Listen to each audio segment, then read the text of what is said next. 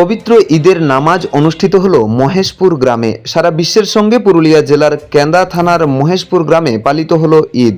সমস্ত মুসলিম সম্প্রদায় পবিত্র রমজান মাসে এক মাস ধরে যে উপবাস করে রোজা রাখেন, আজ তার সমাপ্তি হলো।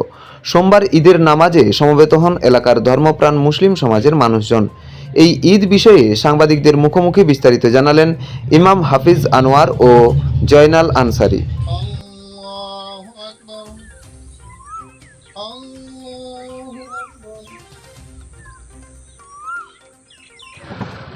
সবাইকে আসসালামু আলাইকুম ওয়া রাহমাতুল্লাহি ওয়া বারাকাতুহু।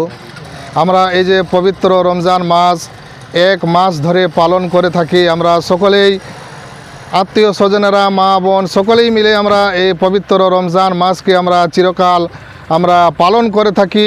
এক মাস রোজা রাখি।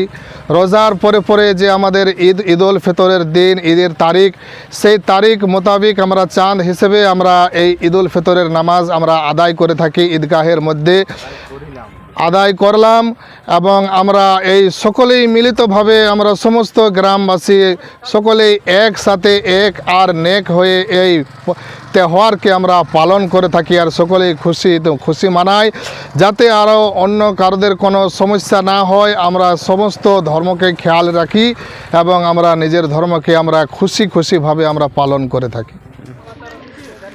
আমরা ভারতবাসী, সর্বপ্রথমেই ভারতকে আমরা ভালোবাসি, সনাতন ধর্মের মানুষদেরকে ভালোবাসি, মুসলিম ভাইদেরকেও ভালোবাসি।